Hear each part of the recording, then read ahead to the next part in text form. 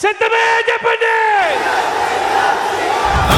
భగ భగ చావే ఎదురుగా అయినా అదరని ధైర్యంలా, లక్ష్యం మరువక పంతం విడువక యుద్ధం గెలిచెను సైన్యంలా, కార్యకర్తల త్యాగాలే మన గెలుపుకి. దుష్ట చతుష్టయం బాణాలకు బలి కావడానికి, తల వంచడానికి ఇక్కడ ఉన్నది అభిమన్యుడు కాదు, ఇక్కడ ఉన్నది అర్జునుడు.